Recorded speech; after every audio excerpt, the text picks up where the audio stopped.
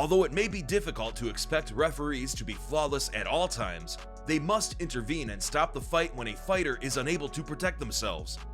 The role of the referee is an arduous one, and failure to step in at the appropriate moment can result in criticism from fans and fighters alike.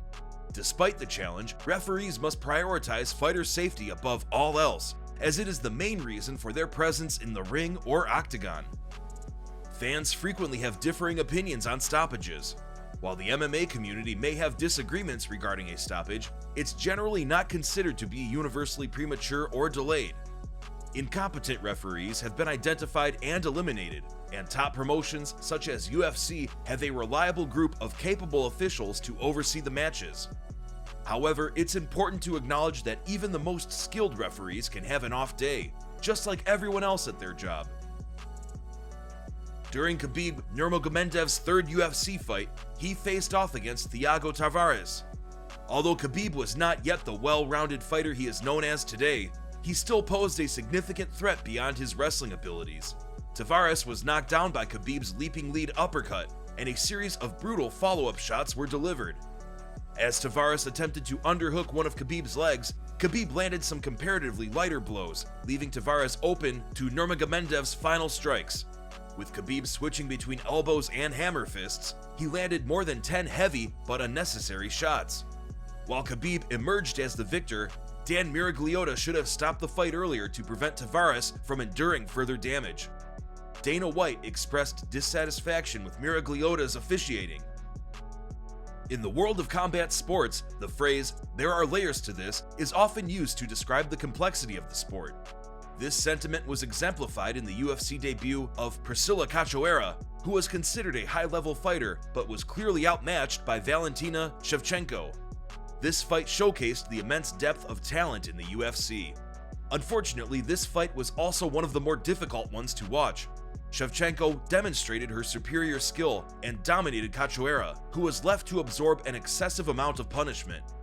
Referee Mario Yamasaki allowed the fight to continue for far too long, with Cachoeira absorbing 230 strikes compared to Shevchenko's 3. It was clear that Cachoeira was defeated long before the fight came to an end.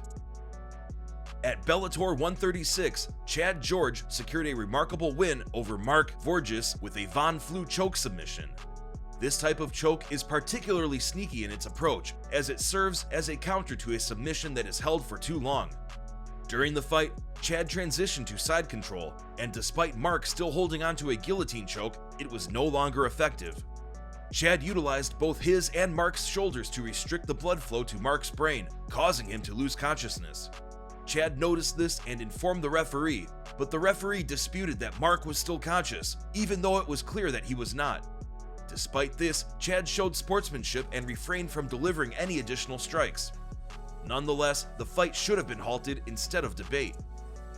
Chris Weidman's perfect record and championship reign were abruptly halted by Luke Rockhold, who utilized a combination of punches, kicks, and elbows.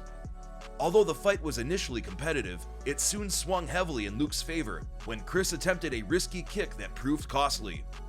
Luke capitalized on Chris's mistake, taking him down and establishing mount position before delivering a series of brutal ground and pound strikes to Chris's face. The referee, Herb Dean, allowed the fight to continue despite the excessive number of strikes delivered.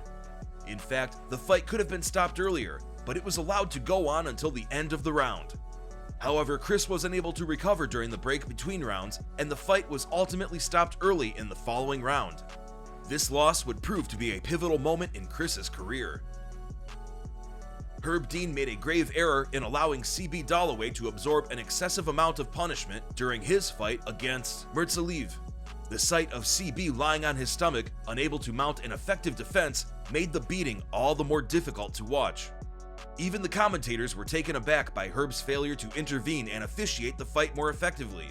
While Herb is typically a reliable and respected referee, his recent mistakes have been quite significant. In his fight against Mark Munoz, Chris Weidman demonstrated his versatility and skill as a fighter. One of the most impressive moments of the bout occurred when Chris countered Mark's aggressive hook with a devastating elbow strike, sending him to the canvas. Chris didn't stop there, following Mark to the ground and delivering additional strikes to ensure the finish. Unfortunately, the referee permitted several unnecessary strikes to land on Mark, who was rendered unconscious and unable to defend himself. In most cases, fighters are conditioned to continue fighting until the referee intervenes. However, in a rare instance, Matt Brown found himself in a unique position where he essentially acted as both the fighter and the referee. After quickly knocking down his opponent, Pete Sell, it appeared as though the fight had been stopped when referee Yves Levine rushed in to intervene. However, Yves changed his mind and instructed Matt to keep fighting. Despite this, Matt repeatedly expressed his concern for Pete's well-being and urged the fight to be stopped.